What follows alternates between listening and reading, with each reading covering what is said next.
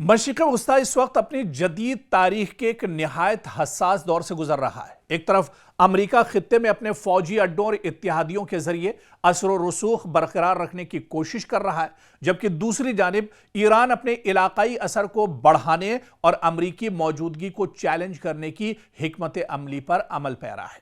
इस सूरत हाल ने एक बार फिर यह सवाल पैदा कर दिया है कि क्या खलीजी अरब ममालिक की दहाइयों पुरानी सलामती की पॉलिसी नाकाम हो रही है। बाज जानकार सख्त अल्फाज में कहते हैं कि खलीजी ममालिक न तो अमरीका की मुकम्मल सिक्योरिटी जमानत हासिल कर सके और न ही ईरान के साथ ऐसा एतमाद कायम कर सके जो उन्हें बड़े तसादुम से महफूज रखता, यानी न खुदा ही मिला और न विसाले सनम। आप देखिए कि 1979 के ईरानी इनकलाब और फिर खलीजी जंगों के बाद सऊदी अरब, बहरीन, कतर, कुवैत और मुत्तहिदा अरब अमारात जैसे ममालिक ने अपनी सलामती के लिए बड़ी हद तक अमरीका पर इन्हिसार किया, जिसकी वजह से खित्ते में अमरीकी फौजी अड्डे कायम हुए, जदीद अमरीकी हथियार खरीदे गए, दिफाई मुआहदे किए गए, फजाई दिफा के लिए पैट्रियट और दीगर जदीद निज़ाम नस्ब किए गए। और इस हिकमत अमली का मकसद ईरान समेत किसी भी बैरूनी खतरे का दरअसल मुकाबला करना था।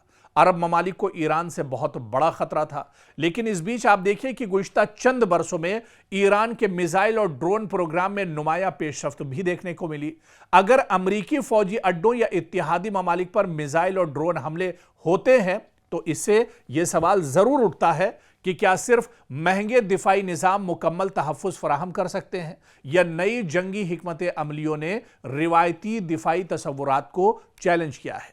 इसी तनाजुर में अमरीकी दिफाई अखराजात, पैट्रियट मिसाइलों की किल्लत और कम लागत वाले दिफाई निज़ामों पर भी बहस तेज होती दिखाई दे रही है। अमरीका अपने इत्तेहादियों की हिफाजत करने में नाकाम साबित हुआ है। हालिया बरसों के वाक़यात ने यह ज़रूर दिखाया है कि ईरान के हर मिसाइल या ड्रोन हमले को अमरीका रोकने में नाकाम रहा। जदीद जंगों में मुकम्मल दिफा की जमानत देना दरअसल इंतहाई मुश्किल है। मुसलसल हमलों की सूरत में दिफाई निज़ाम और ज़खायर दोनों पर दरअसल इसका दबाव काफ़ी ज़्यादा होता है।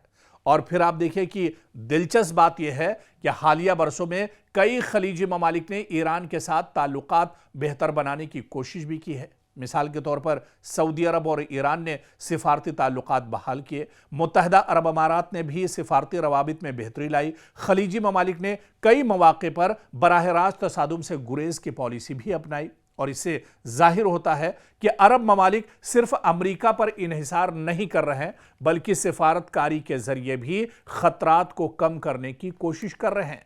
और यही वजह है कि बाज़ दिफाई और सियासी तज्ज़ियाकारों का ख्याल है कि अगर ईरान, अमरीका और इजराइल के दरमियान कशीदगी मजीद बढ़ी तो खलीजी ममालिक अमरीकी फौजी अड्डों की मौजूदगी की वजह से बराह रास्त खतरे की जद में आ सकते हैं। तेल की तंसीबात, बंदरगाहें और अहम इंफ्रास्ट्रक्चर निशाना बन सकते हैं। सरमायाकारी, सयाहत और मईशत मुतासिर हो सकती है। अबनाए हुर्मुज़ में कशीदगी आलमी तिजारत को मुतासिर कर सकती है।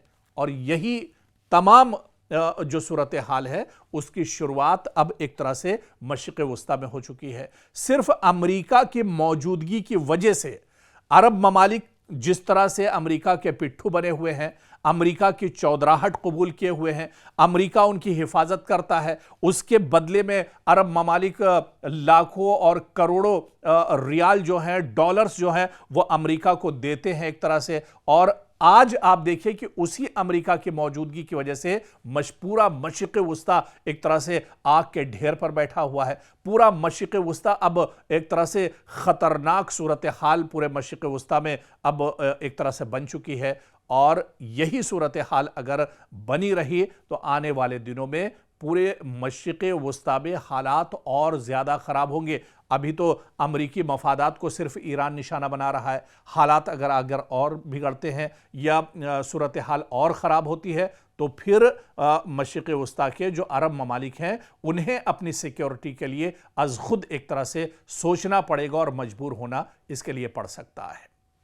मशरिक़ वस्ता एक बार फिर ऐसी कशीदगी की लपेट में आ गया है जो किसी भी वक्त एक बड़े इलाकाई तसादुम की शक्ल इख्तियार कर सकती है। ایران کی اسلامی انقلابی گارڈ کور یعنی IRGC نے امریکہ کے خلاف بڑا جوابی آپریشن شروع کرتے ہوئے بحرین، کویت اور اردن میں واقع امریکی فوجی اڈوں اور اہم تنصیبات کو ڈرونز اور بیلسٹک میزائلوں سے نشانہ بنانے کا دعویٰ کیا ہے۔ یہ حملے ایسے وقت میں کیے گئے جب گزشتہ 2 راتوں سے امریکی سینٹرل کمانڈ یعنی سینٹ کام ایران کے اندر گہرائی تک ایران کے کئی شہروں پر فضائی حملے کر رہی تھی۔ امریکی فضائی کارروائیوں کے بعد ایران نے اعلان کیا ہے کہ اب جواب میدان جنگ میں دیا جائے گا۔ اسی اعلان کے بعد IRGC نے متعدد ڈرونز اور بیلسٹک میزائل بیک وقت مختلف ممالک میں موجود امریکی اہداف کی طرف داغ دیے ہیں۔ شروعاتی جانکاری کے مطابق نشانہ بنائے گئے مقامات میں دراصل یہ علاقے شامل ہیں جن میں بحرین میں امریکی بحریہ کا 5th فلیٹ ہیڈ کوارٹر تباہ ہوا ہے۔ کویت میں امریکی فضائی اور زمینی فوجی اڈوں کو نشانہ ایران نے بنایا ہے۔ اسی طرح سے اردن میں امریکی فوج کی جو تنصیبات ہیں، انفراسٹرکچر ہے، اس کو ایران نے تباہ و برباد کیا ہے اور ان حملوں میں امریکہ کو بڑا نقصان اٹھانا پڑا ہے۔ خطے میں امریکی فوج کو اگرچہ ہائی الرٹ پر رکھا گیا ہے، لیکن ڈر اور خوف کا ماحول یہ ہے کہ امریکی فوجی زیر زمین پناہ لیے ہوئے ہیں۔ اور ادھر ایران کا موقف ہے کہ امریکہ نے مسلسل فضائی حملوں کے ذریعے اس کی خود مختاری کی خلاف ورزی کی ہے، فوجی تنصیبات اور اہم انفراسٹرکچر کو نشانہ بنایا ہے، جس کے جواب میں ایران نے اپنے دفاع کا حق استعمال کیا ہے۔ ادھر بیلسٹک میزائل انتہائی تیز رفتار ہونے کے ساتھ ساتھ چند منٹوں میں اپنے ہدف تک پہنچ سکتے ہیں، جبکہ ڈرونز بہت کم بلندی پر پرواز کرتے ہوئے فضائی دفاعی نظام کو چکما دینے کی صلاحیت رکھتے ہیں۔ اسی وجہ سے ایران بیلسٹک میزائل اور لیٹسٹ ڈرون کا ان حملوں میں استعمال کر رہا ہے۔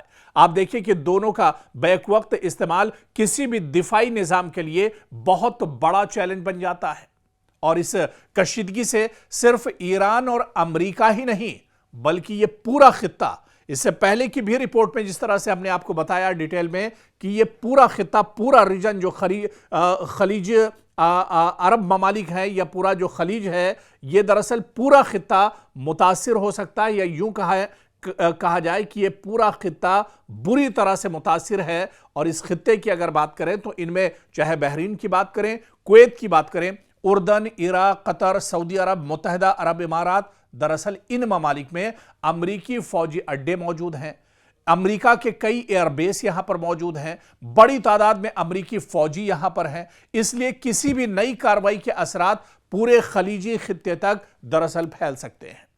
اور جانکاروں کے مطابق اگر امریکہ ایران کے ان حملوں کا بھرپور جواب دیتا ہے اور ایران مزید جوابی کارروائیاں کرتا ہے تو صورتحال ایک محدود فوجی تنازع سے نکل کر وسیع علاقائی جنگ میں تبدیل ہو سکتی ہے، جو اب ایک طرح سے نمایاں بھی ہو رہی ہے، اور اس میں امریکہ کے اتحادی، امریکہ کے جو الائنس ہیں اور ایران کے حمایت یافتہ مسلح گروہ بھی ایک طرح سے شامل ہو سکتے ہیں۔